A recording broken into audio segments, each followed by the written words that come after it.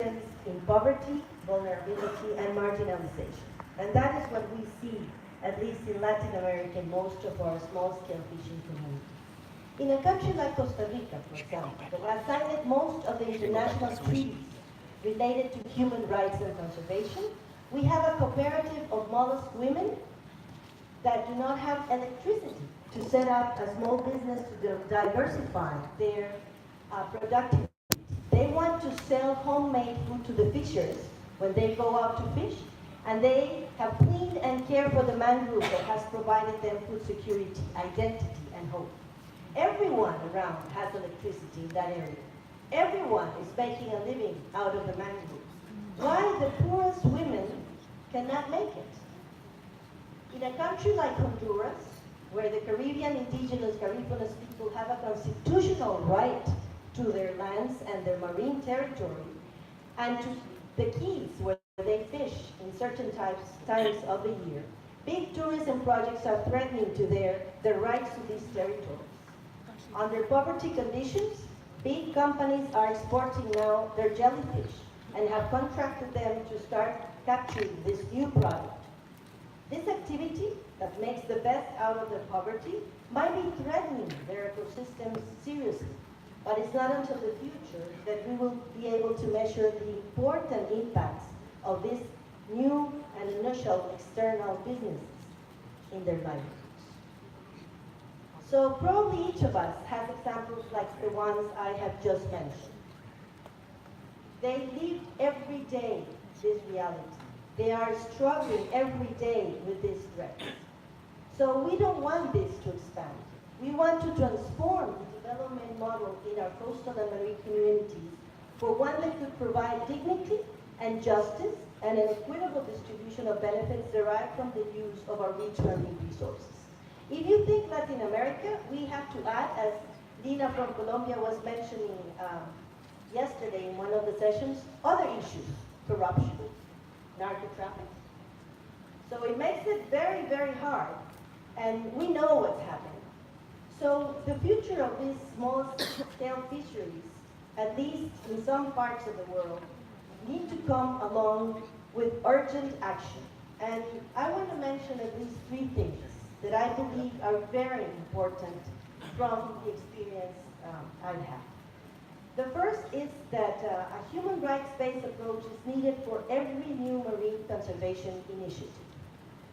This is easy to say, hard to do, because we would have to be very critical for scrutiny if these new ideas of marine conservation have really taken in consideration the needs and the rights of indigenous people and local fishing communities. We hope that the next CDB in Egypt, the 14th meeting of the parties of the Convention of Biological Diversity, will open up the possibility for new ways of conservation where communities could be very innovative to propose their own way of dealing with conservation issues.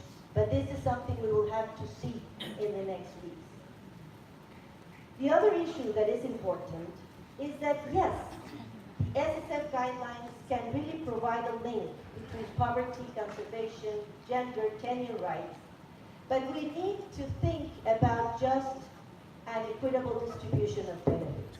This is not happening. So we need to think of those communities that are more vulnerable and more marginalized. The SSF guidelines are very clear that these are the groups that have to do. I want the time. Two more issues. Only two. The other issue is to incorporate traditional knowledge. And this has to be done with respect and especially considering that there's no way that we can generate new knowledge without incorporating the knowledge of these communities and indigenous people. Finally, I would only like to say that these 350 people that are gathered here, we have to make our best effort to bring in the next Congress a bigger quantity of fishermen and fisherwomen to share with us all this knowledge that is gathered around this room. Thank you. Thank you very much, Lina.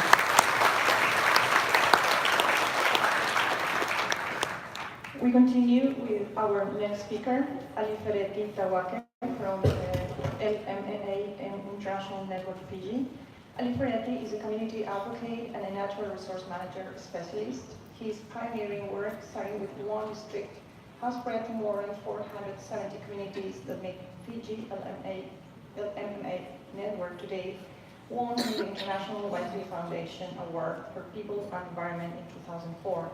His tireless support of communities throughout Fiji, Pacific, and globally to better manage their land and sea was also recognized in 2015, receiving the WWF Duke of Edinburgh Conservation Medal.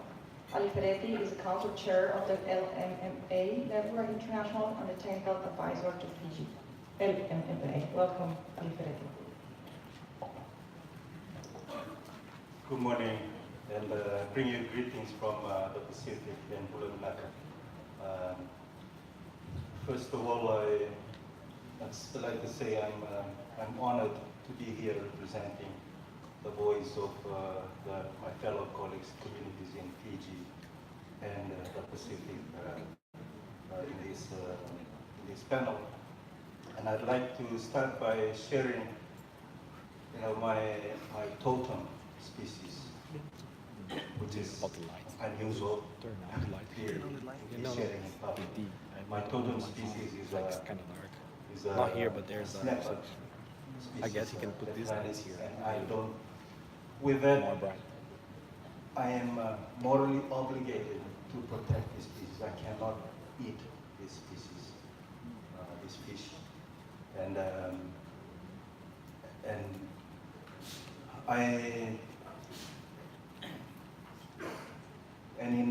in meetings, if I say the word, it is like exposing my manhood, and that's how sacred this this species is to my clan.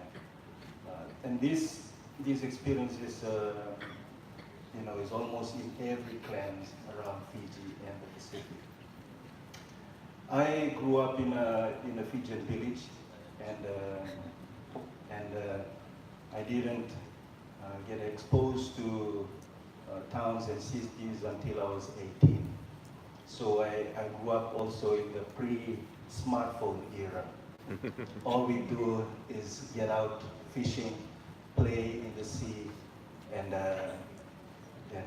learn how to make lobos and food, traditional foods. So that is my childhood. But I get very close to my elders, my grandparents, and I get to appreciate the wisdom in their knowledge, and also that also founded or also inspired me to do what I'm doing now. In 1987, my grandfather was also a fisherman. He went out fishing in one of the mornings, and he never came home alive. He was found there on his fishing boat. That experience, though traumatic, created curiosity personally in me. What are the causes of those hardships? People are finding harder and harder to find fish to be able to put food on the table.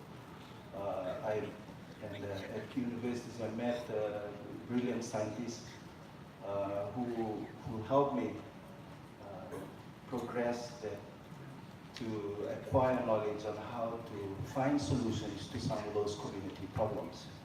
And that led to the initiation of the network. It is now called the Locally Managed Marine Area Network. The status of fisheries in the Pacific and Fiji, I think it's widely acknowledged that it is kind of going down. And I think the network then sought, which was set up in 2000, sought to look at solutions. We know the problems, but what can we do? And those are the questions that communities, fishermen are asking. What are the solutions? What can we do? So the last 20 years, I've been privileged to be working directly with communities, helping find solutions through what we call a locally managed marine area network, working from community to community with chiefs. And there are a few things that I've learned along the way which I wanted to share.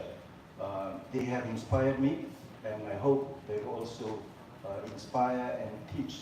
I mean, they've taught me lessons that I will also hope they will also be source of inspiration for the future of fisheries in the discussions. One is that a fisherman on its own cannot do this alone. A community on their own cannot do it alone. They need to be working together. And we believe very firmly in the sum of the individual parts. That by working together, we can inspire each other by sharing the lessons that fishermen have. We can replicate more rapidly what we're doing, the success stories. Secondly, what we call community at heart. Community at heart, which is one of the core values of the network, means that the interest of community has to be to lead the work, whether it's resource management, conservation, or also research. I recognize here a lot of brilliant scientists, researchers here, but one thing that I guess we've got to learn is to be able to also speak to the heart of the community, not just to the mind, but to the heart of the community. So, and that requires us researchers to be able to think, change also the way we do things. And with that, the research agenda, the communities don't have to be just research subjects, but they also have to be able to set the agenda, to be co-researchers, to be in a space like this, where they also, so it has to be more intentional. Lastly, in Fiji, we're working towards a 100% solution, what we call 100% solution, which I think it's also something that we should challenge ourselves.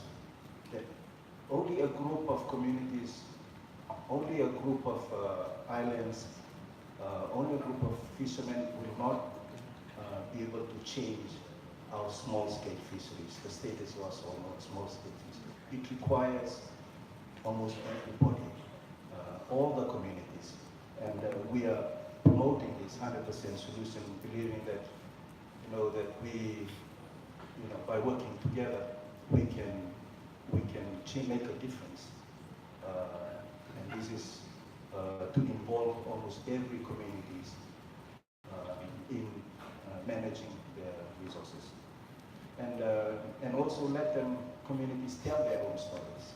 With that, I thank you. Thank you very much.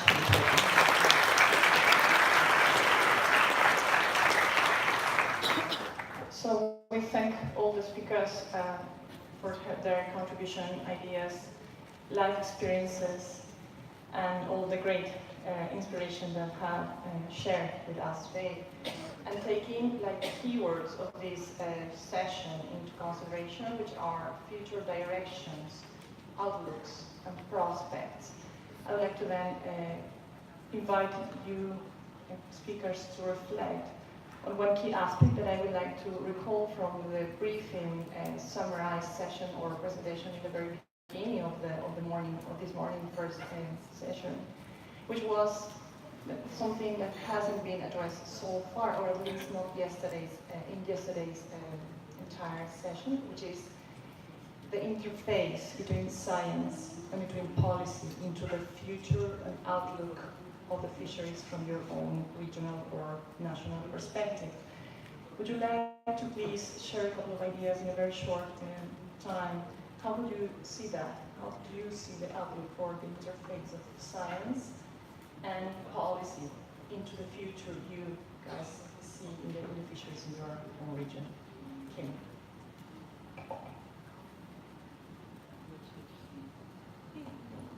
That could be a really dangerous question for me to respond to.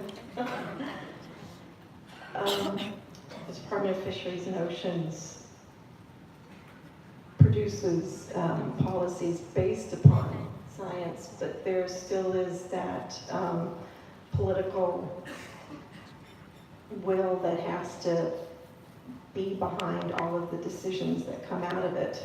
So there's still politics that bends the decision-making process, even though science is supposed to form them, unfortunately. So I would hope that science would have the upper hand more and more in the future. And also not just science either, TEK. And speaking to those who have been fishing and who have been involved in generations of families who have fished from the same harbor or the same bay for generations and generations. Because we talk about science and having three things, and so now you've got an idea about it. We're talking about traditional ecological knowledge that is observations over hundreds or even thousands of years. And so I think TEK needs to be right there. Thank you. Okay. Bobby? We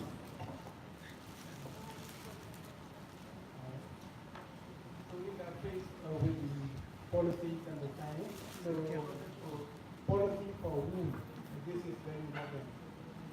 So the policy should be focused on addressing the need of the small-scale fishers, so that it is benefit. The benefit is going directly for the small-scale fishers.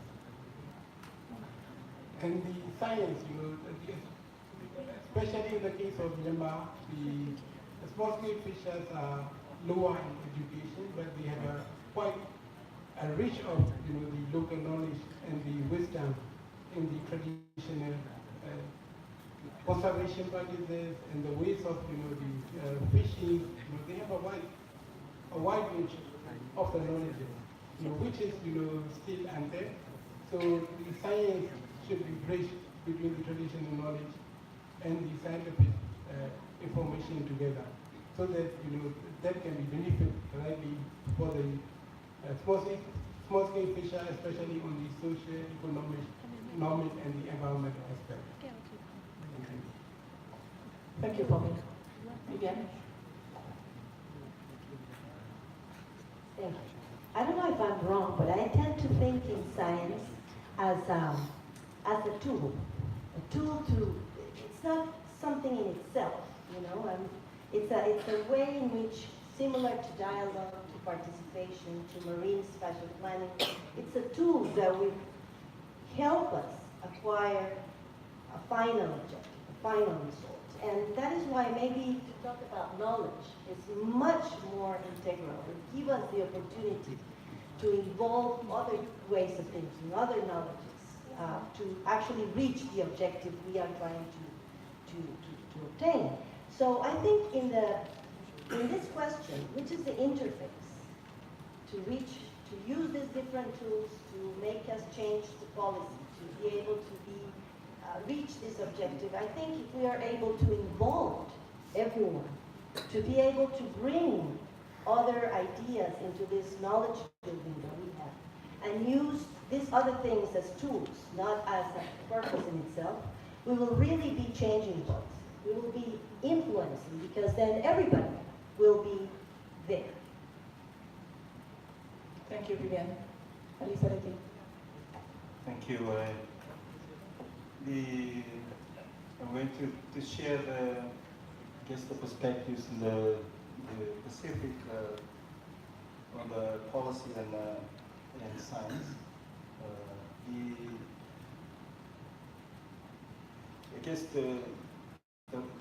I'd like to start by saying most communities, the people in communities need to feed themselves. They need healthy food. They need food on the table, decent meals. And everything else outside of the policy, to me, and science is a means to be able to ensure it. And I personally believe that the Pacific there's more policy than we need. We just need to focus on the implementation of the policy, much more intentional than developing more policies. And science, I agree that science has to be seen as a means to an end, as a means to ensuring that communities have decent meals, have fish, sustainable source of fish for the future generation. Thank you, Ali Ferretti. From this departing point, and thinking of the future, I believe we may need to reflect on the present as well. And taking your last words, Ali Ferretti, and having the idea that came into this discussion from early moments, I would like you to reflect on how this intergenerational aspect is really fundamental to be taken into account. When we talk about aging fishing communities, aging groups of fishers, how to attract this new smartphone generation of fishers to remain as fishers, or even to continue being a fisher, and not only that, but to become a fishing leader. Leadership institutions are fundamental for fishing and fishing communities to pursue and to continue doing so. So how would you see the new generations being and remaining as fishers, and to motivate them to be able to do so? Okay.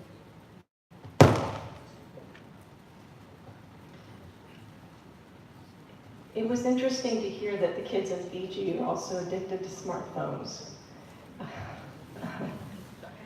It's a real battle, and I also grew up very much what we call now a free-range kid, turning rocks over, looking under them. Intergenerational. Now we have all these big words for things that just were the way humans lived. And so now we've got these big words for them.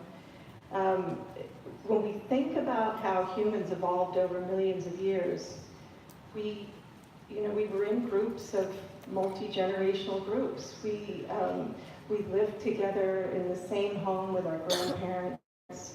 Our grandparents helped in minding the children when the parents were away at work. When I think back to the way of the traditional inshore fishery in Newfoundland and Labrador when I grew up there as a kid, the grandparents were at the wharf and they were teaching the kids, and you were learning from people of different ages, and you probably weren't even related to them, and there was this natural mentorship program going on. And what do we do today? We take our grandparents off to the retirement home and plop them there. We take our kids to school where they attend grade 1, 2, 3, 4. They're all separated by age groups. We go to work and we spend all day long isolated in cubicles. We don't have the opportunity to interact in these different age groups, these multi-generational, intergenerational groups in which we evolved over millions of years, exchanging knowledge from one generation to the other. No wonder we're depressed. I don't know why we even asked that question. These relationships that we formed with elders is really meaningful. Recently, the United Kingdom started programs where they're bringing children to retirement homes. They're combining daycare and elder care. And the elders are rolling around on the floor with the young kids, and they're finding that the elders are happier and the young kids are happier. So we've got to bring this back somehow. What does it look like? I don't know. We're trying to figure it out at Fishing for Success, but we need it. It glues our young people here. It will get them off the smartphones. I know because I've seen it. Thank you. Thank you, Kim. Especially the Myanmar case. So, fishers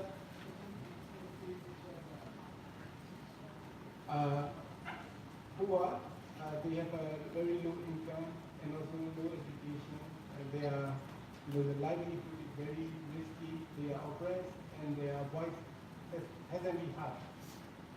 So, I just had a chat with our fishing communities and fishers.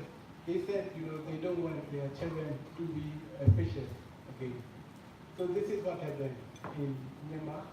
So I think in order to change the scenario, now their children are, they try to give their children to be more educated, and then they send their children to the urban area for more secure job and the income.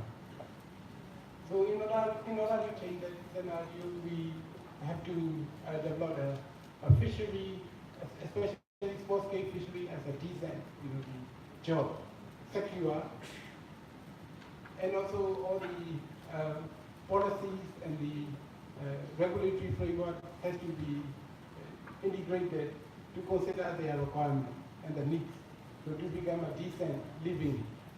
So this is very important. And also there are many factors, more, the world is more connected, smartphones are everywhere now. So, the lifestyle is also changing. Thank you.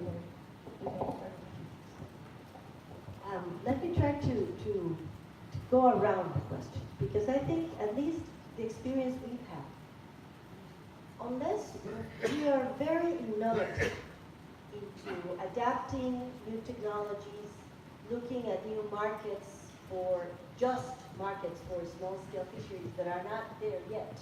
Most of the situation is really unfair.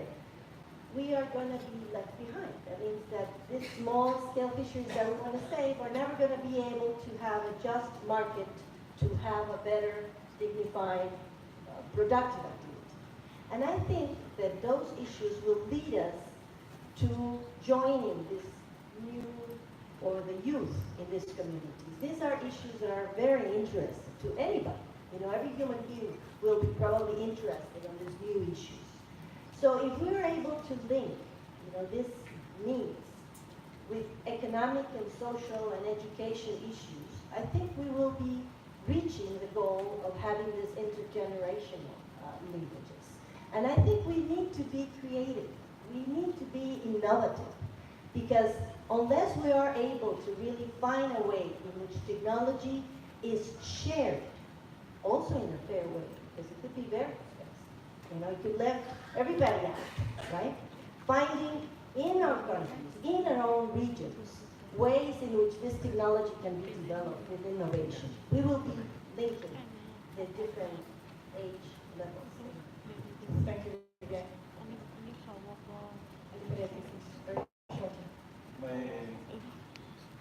My father is now 70 years old, and when he turned 70, we bought him a smartphone as a kid, and I regretted doing that. He now cannot leave the phone alone, and he's continuously holding on to it and looking at it. But those are, I guess that's a personal experience. And I want him to spend more time with my children to share his experience. But he keeps brushing them away and looking at the phone. But these are changes that are coming. We have to anticipate that these are the real things that are happening in the homes. Fishing communities and fishermen's homes. I agree we have to be innovative in involving the two. But generally in Fiji, the elders are still respected. They still have a space. They can still voice, be a voice of reason. But bridging the gap is a challenge. And we think that having a dedicated time for younger generation or the youth and the parents together would be a way forward for the future. Not involving the smartphone. Thank you very much, Ferretti.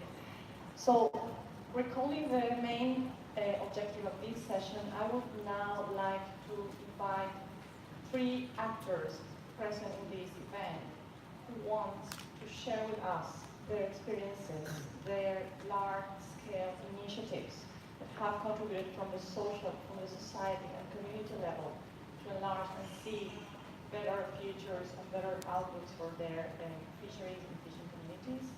I would like to now invite Dr. Su from Mihari Network to come and to the mic and please share with us your experience.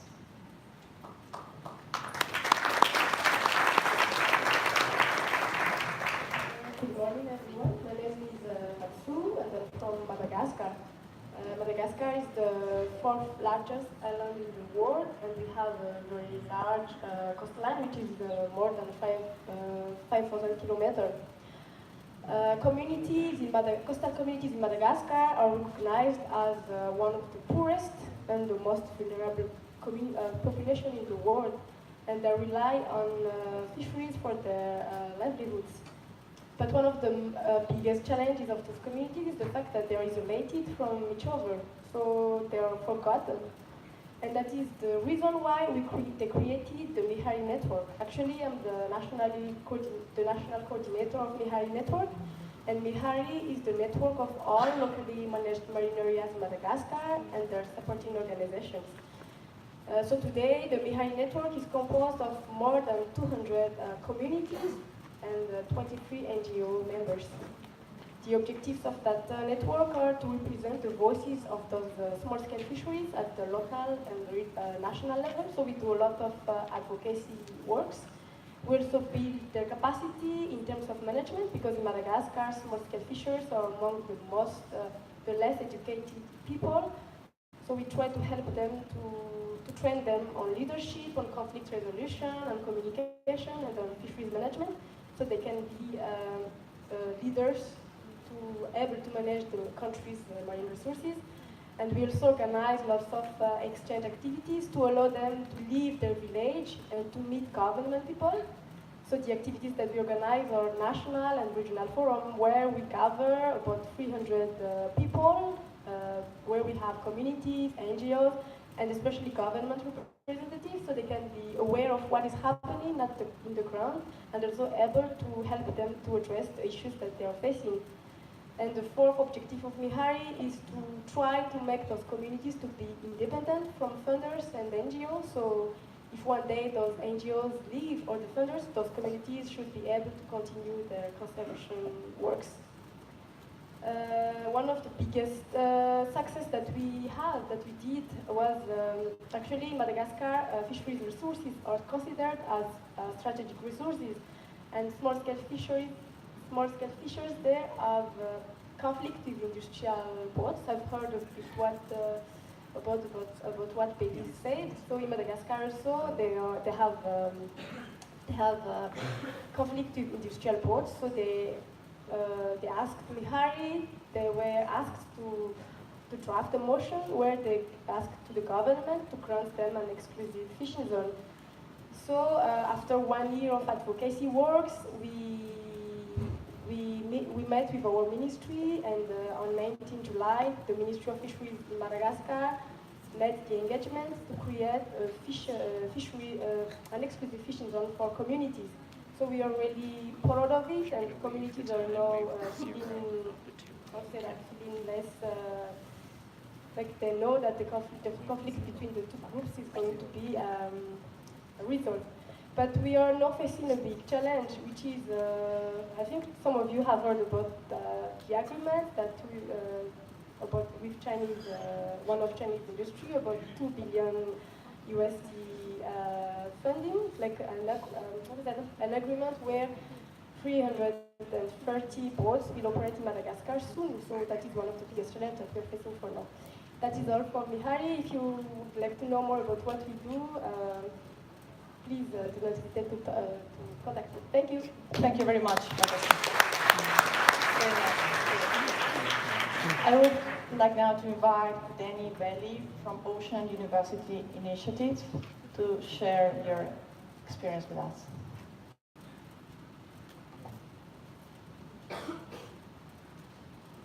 Thank you very much for giving me the opportunity to introduce here the Ocean University Initiative. So, my name is Denis Bailly. I'm an economist working on marine environment at the University of Brest in France.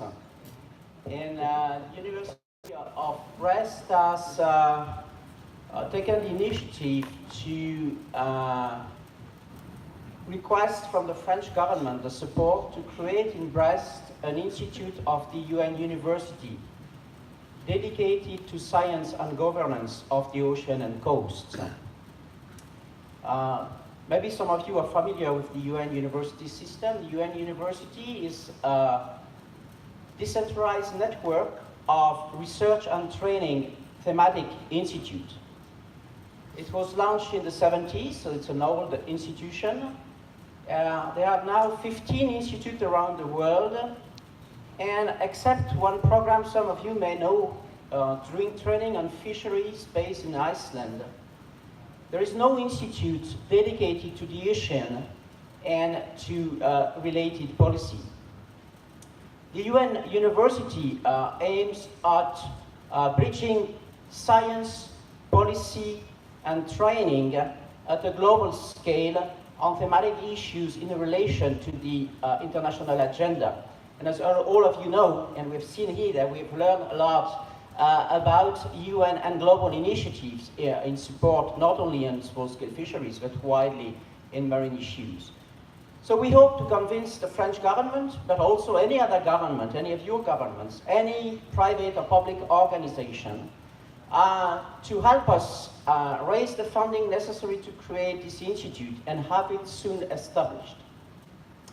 As part of this initiative, which we call Ocean University Initiative, we have organized with TBTI and with the French Research Institutes for Development, IRD, a workshop in June on the issue on how to better harness research and training to policies and projects in support to small-scale fisheries. And later on Friday, I will report on that workshop.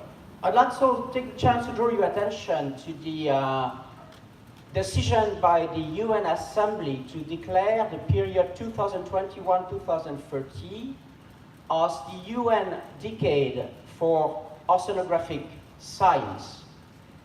The International Oceanographic Commission at UNESCO is in charge of planning this decade. It's going to be quite a big initiative, potentially a lot of influence in redirecting funding towards research, different research lines.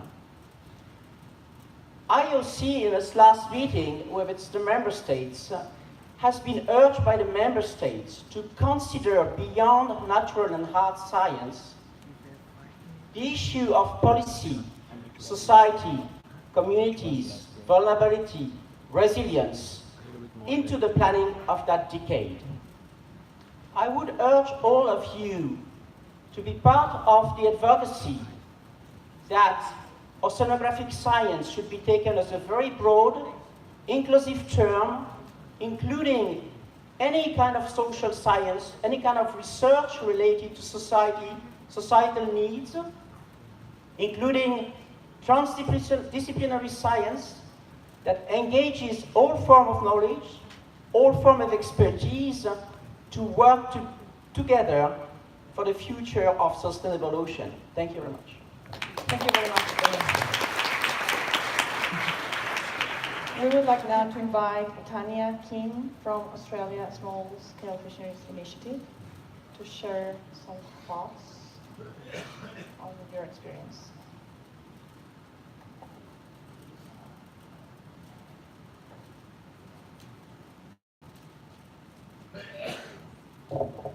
Hello.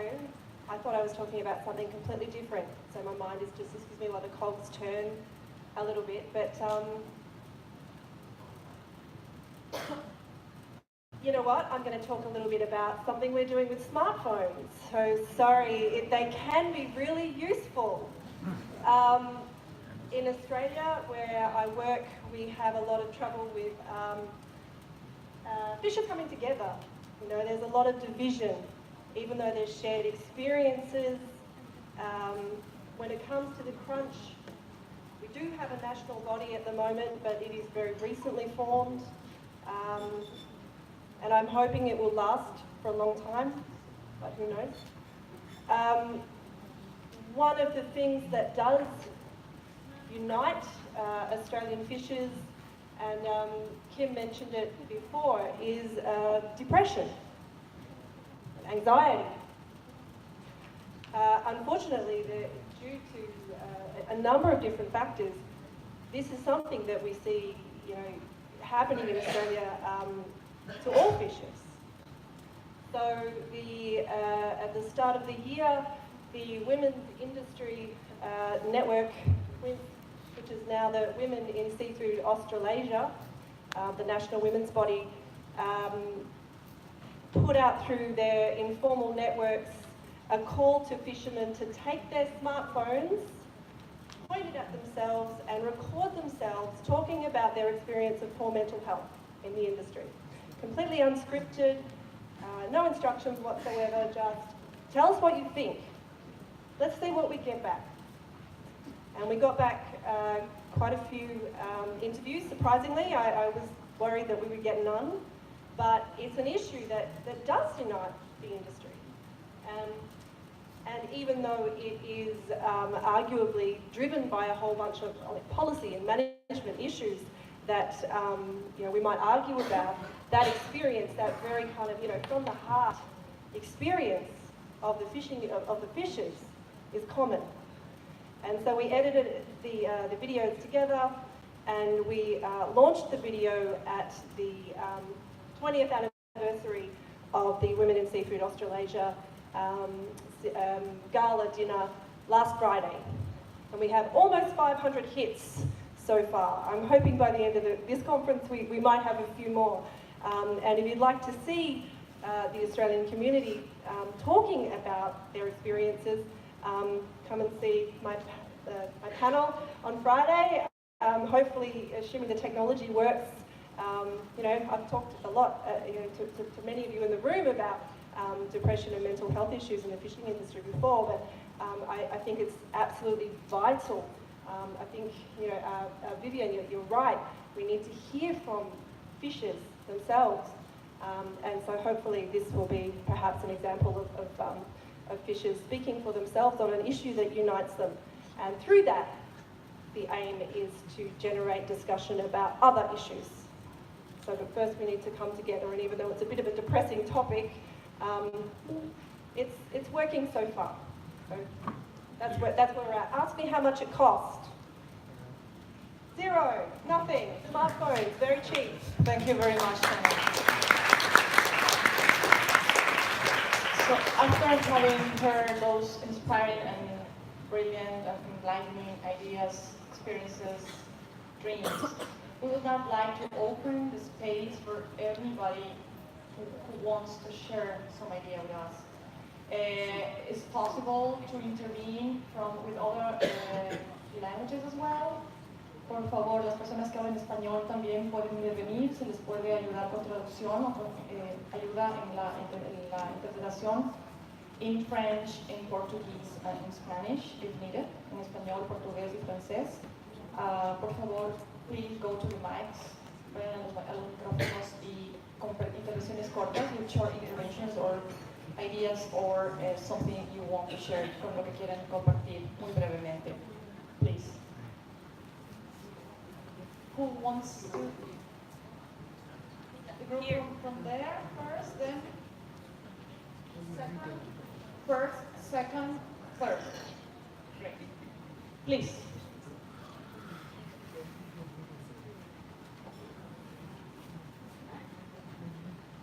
Please say your name, the institution you represent. Por favor, digan su nombre y la institución a quien representa. Meu nome é Francisco, conhecido como Chico Pescador, Brasil. Rio de Janeiro, e faço parte de uma comissão nacional de fortalecimento de populações tradicionais e unidades de conservação. His name is Francisco, also known as Chico Pescador. He's from Rio de Janeiro, Brazil, and he's working on a project to strengthen local communities. Apesar de estamos passando um grande perigo de direitos, de perca de direitos no Brasil, politicamente, é bom ver que não estamos sozinhos. E experiências exitosas são muito bem-vindas, como nós já temos muitas no Brasil também, em várias partes do país. É muito interessante, mas o que eu chamo a atenção é que os pesquisadores e seus objetos, às vezes, de estudo, sejam integrados, que eles possam trabalhar em conjunto e assim, como eu, não precisa relativamente até casar como eu casei com a minha esposa hoje, que ela é bióloga e nos ajudou muito com ferramentas importantíssimas, que hoje são legislações para que a gente pudesse recuperar espécies que estavam totalmente extintas em nossa comunidade. Trying to recap that. So in Brazil, I'm sure most of you are aware of, we're facing the loss of rights, of human rights, situation that we're facing right now.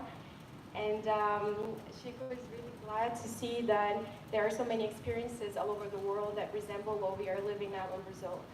And he's urging for an integrated approach between science and the communities. He gave the example of the fact that he married a biologist and his wife is here making a video of us. And that is, I guess, a nice example of integration between community scientists.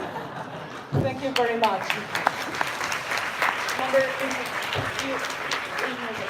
Thank you.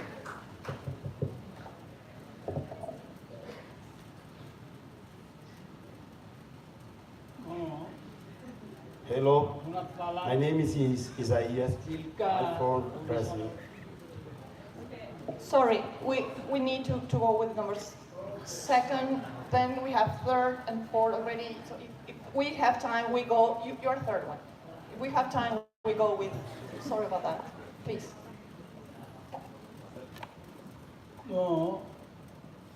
ଭାରତର ଓଡ଼ିଶାର ଚିଲିକାର ପାରମ୍ପରିକ ମତ୍ସ୍ୟଜୀବୀ traditional fisherman ମତ୍ସ୍ୟଜୀବୀ ମୋ ନାମ ରଘୁନାଥ ବାଲା। ମୁଁ ଆସିଛି ଆଜି ଆପଣମାନଙ୍କୁ ଏଇ ଯେଉଁ WSFC ଆଜିର ଆବାହକମାନଙ୍କୁ ମୁଁ ସର୍ବପ୍ରଥମେ ଧନ୍ୟବାଦ ଅର୍ପଣ କରୁଛି। ଦ୍ୱିତୀୟରେ ୟୁନିଭର୍ସିଟି ଅଫ୍ ୱାଟରଲୁ ପ୍ରଦୀପ ବାବୁ ମୋ ପାଖରେ ଅଛନ୍ତି, ମୁଁ ତାଙ୍କୁ ବି ଧନ୍ୟବାଦ ଅର୍ପଣ କରୁଛି। ମୋର କହିବା କଥା ଯେ ଚିଲିକା ଏକ ସାମୁଦ୍ରିକ ଭଳି ଚିଲିକା ଏକ ସ୍ପୋର୍ଟସ୍ ଯାହାର ପରିଧି 1100 ବର୍ଗ kilometre.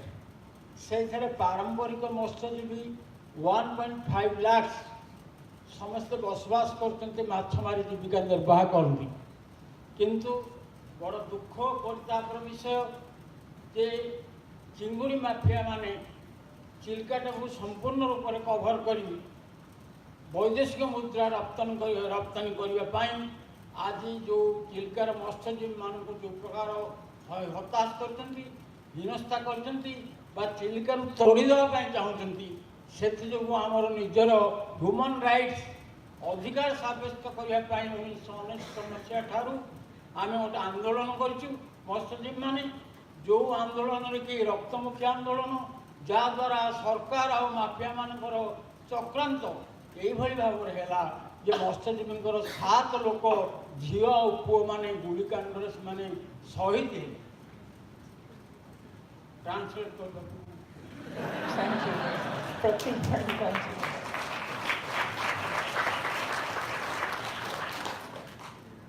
He is Mr. Raghunath Bala from Chilika in the Bay of Bengal, India. So he thinks that Chilika is their lifeline and they have been depending on Chilika for generations. But in the past few decades, Chilika has gone into the hands of aquaculture mafia and that's the word he uses. And due to the struggle with the Mafia Raj, which is the, it's like a kingdom of the mafias, they have lost 7 lives in 1999 by the fire, by the men and women both, because of a firing that took place as part of a protest movement against aquaculture mafias. So they think that their human rights have been violated to the ultimate extent because of this, unholy relationships between the mafia and the state, and therefore they're struggling to save Chilica from the clutches of the mafia.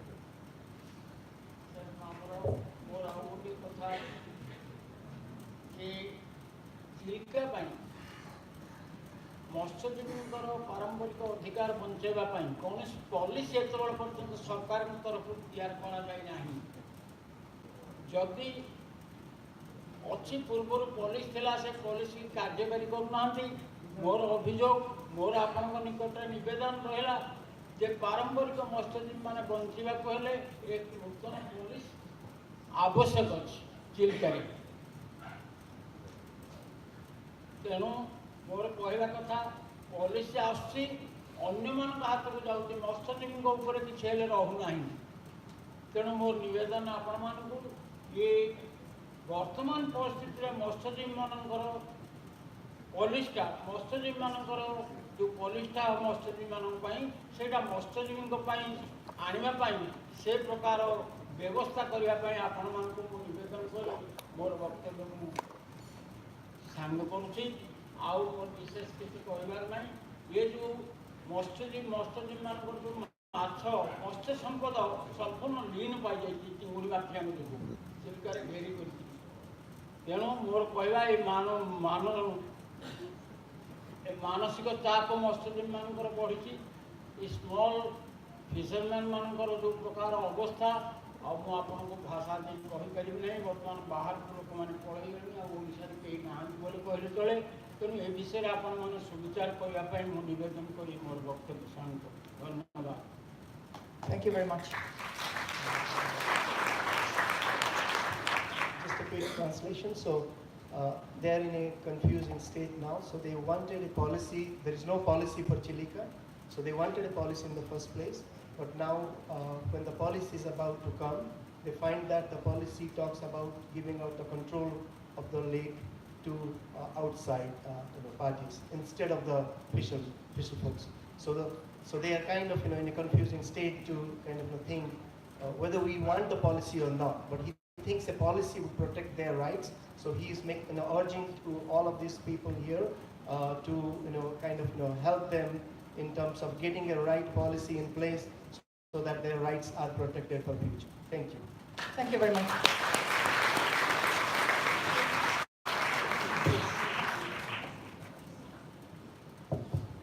Good afternoon.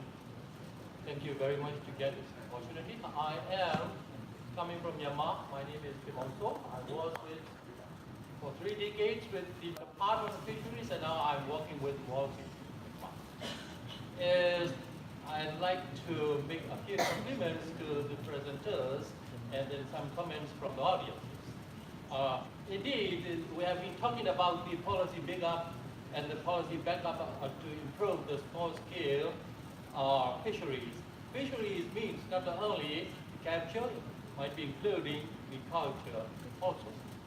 So that we have learned a lot of the fishery sectors over the country from the other world, Latin America, Africa, and Asia, what we're doing in different perspectives. However, as been talking about the policy backup and the policy brief, this is one thing. Indeed, it's good. There are several gaps. The policy is basically the main thing. Without the policy backup, there will be not proper tracking for the smooth of the small-scale fishery management. After that, what we need the next is to develop. The policy is the sharing the resources among equally among the users and the controllers and the policy makers is good. After that, what we need is that for the true benefits to reach for the users is we need the proper reach to the marketplaces, the value chain, and the proper use of that resources, infrastructures, and the knowledge, and the methodology what we need. These are the indeed, even though the community people might have the equity share of the resources indeed today. However, if they cannot reach to the market this afternoon, they may be in vain. So that we need the communication, something like that, the value chain, the sequence, the segments of the value chains to develop. In this matter of cases, we do have, in the context of Myanmar, we have big gaps between the fishing grounds to the marketplace. So several segments in the value chain.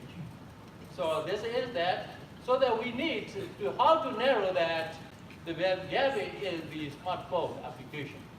What I like to do is that we can narrow the smartphone, even though everybody have, Myanmar have 75%, almost 75% of Myanmar people, even the lowest level have the smartphone. Now for the aquaculture, we have been using smartphone application through waterfish implementing with the Aquatech project granted by Canela. Thank you very much. Thank you very much. La señora Gabriela Cruz. Mi nombre es Gabriela Cruz, soy de Ecuador y soy la presidenta de los pescadores artesanales de mi país.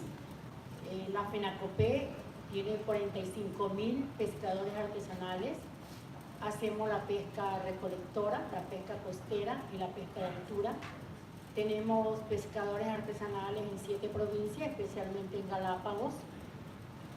Yo creo que he escuchado hablar mucho, especialmente a la gente que está al frente.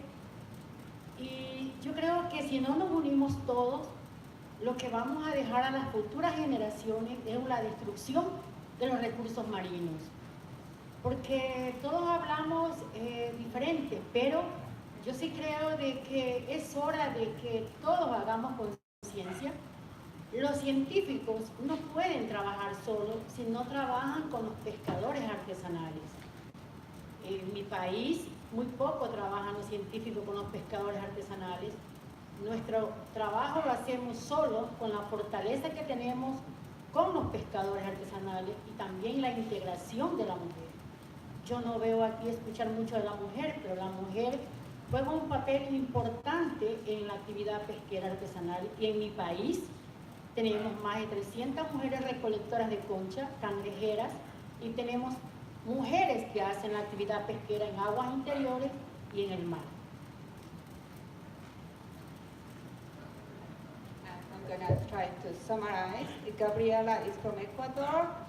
She's the president of the fisheries organizations in Ecuador. They have 45,000 fishermen in her organization. She said that what she has seen here is very important, and especially listening to the panel, that for her it's very important that we get together.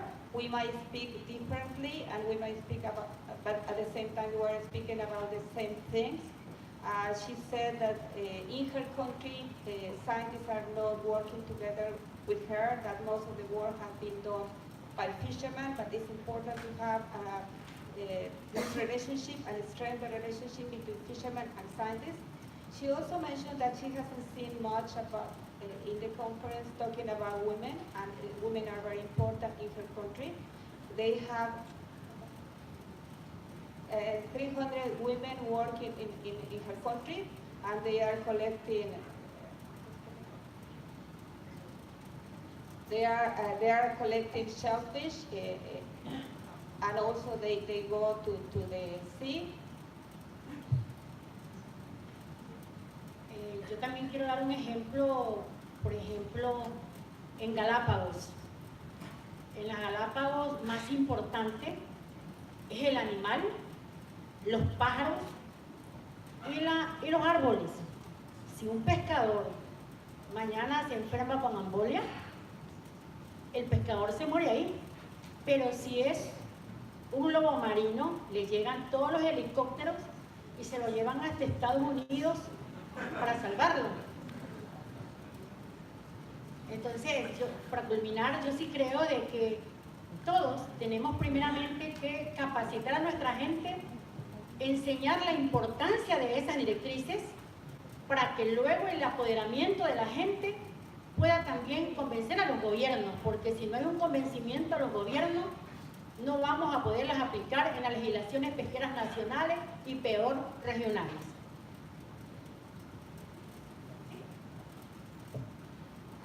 She wants to make a special, put a special attention to the Galapagos Island. She said that in the Galapagos Island, the animals, the plants are more important than people. That if somebody gets a stroke, a fisherman gets a stroke, nobody cares. But if a sea lion gets sick, then they send helicopters and boats to take the sea lion to the United States to be taken care of. And she said that it's very important for the government to really assume she refers to the small-scale fisheries guidelines, and she said that the first people who have to really assume those guidelines are the local governments, because otherwise it's not going to work.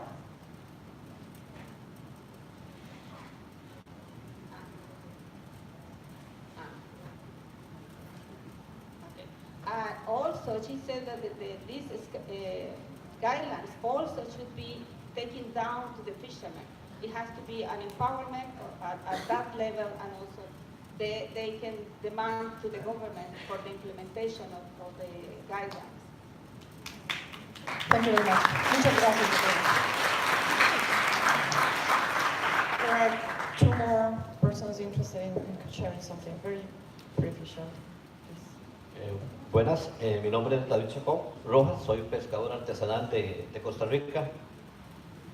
Y como pescador artesanal quisiera evidenciar algunos problemas que tenemos no a nivel de Costa Rica, sino a nivel de mundo.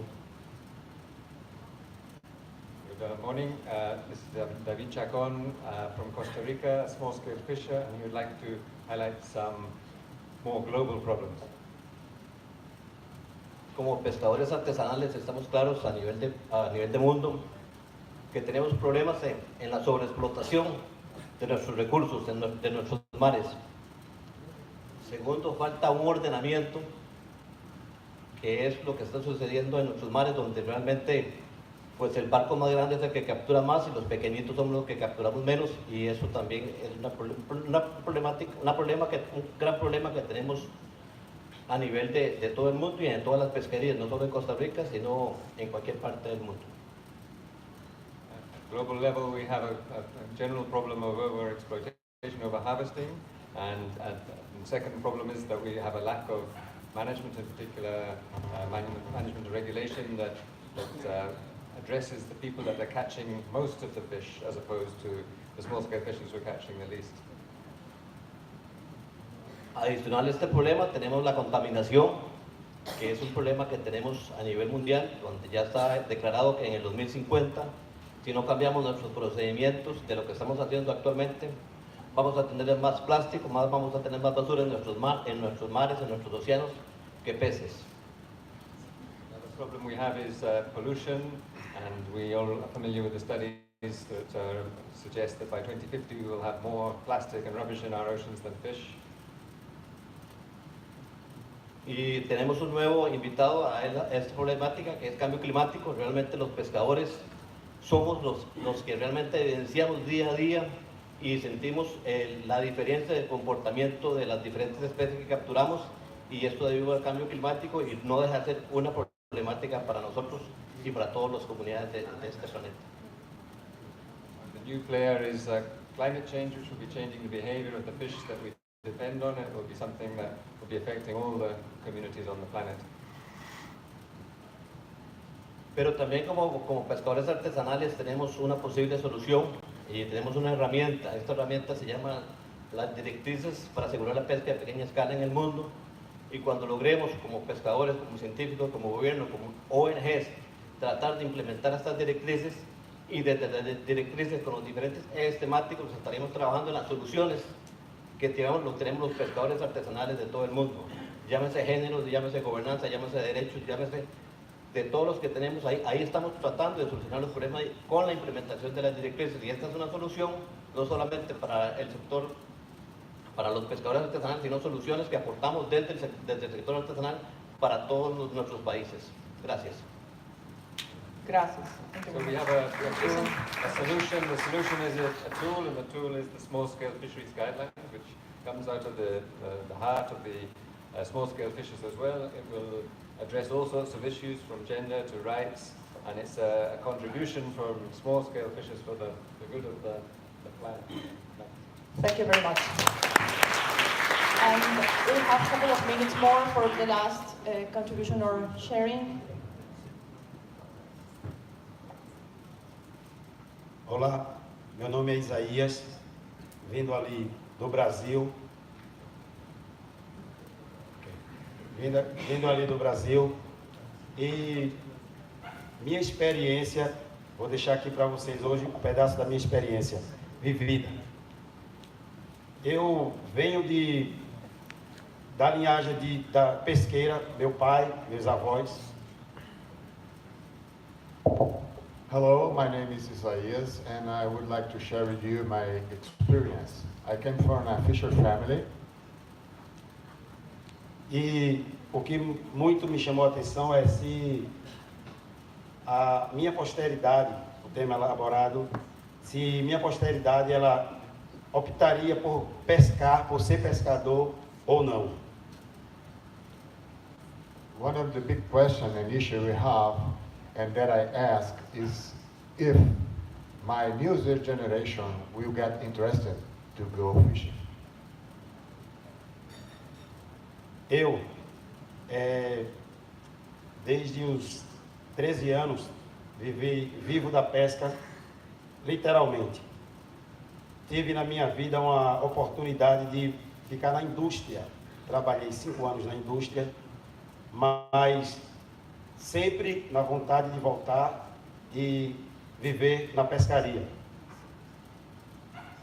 Since I was 13 years old, I make a living from the fishing, and although I spent 5 years in the industry sector, I always had a wish to return to the small-scale fishery.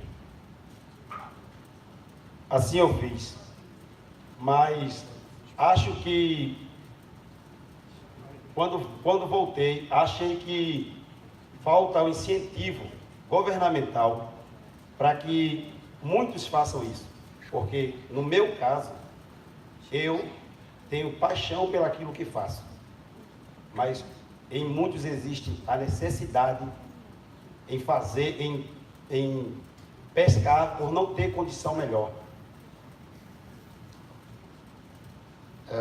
He said that they don't have governmental incentives to return to the fishing sector.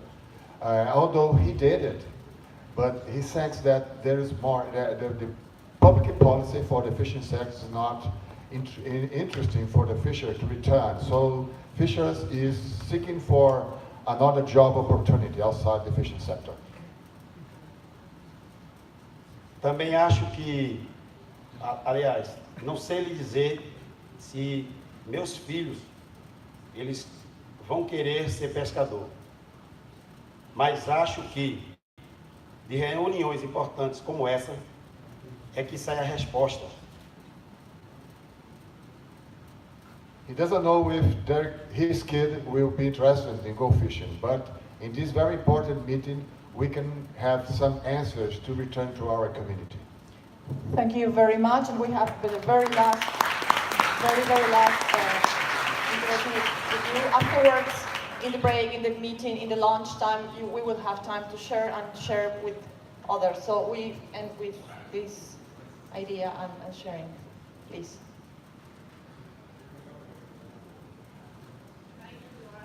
Hi everyone.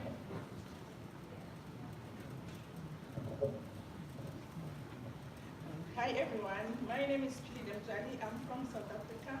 I would like to thank everyone who made this visit for us here into this conference to be successful. And I would like to share my problem which we face in South Africa. As I'm here, I did experience that we are not alone as small fishers who are having a problem. As where in South Africa, after 22 years of democratic elections, as we as small scale fishers, we're having a problem, we're still facing the problem. As I am here, I've seen and I've realized that we are not the only one who are facing this problem. In South Africa, our government is dragging feet to implement our small-scale fishing policy, while on the other hand, is pushing this Operation Pakisa to be successful, which what our government is doing is makes us lose hope, because as he allows this mine to fish offshore, at the end of the day we lose our coastline, because this mine will be mining on the coastline. At the end of the day, we as fishers and indigenous communities will lose our heritage, and this place is we call it in Zulu, Ifaletu. But to be here is a privilege to us, that we see that we are not the only one who are facing this problem. This gives me the strength to push, to go back in South Africa and push for this thing to get successful. Thank you very much. So we have heard a lot of nice experiences, dreams, hope, but there are still a lot of work to do. So I invite you now to go for lunch, and please be back by the later for the first session in the afternoon, which is the Fishers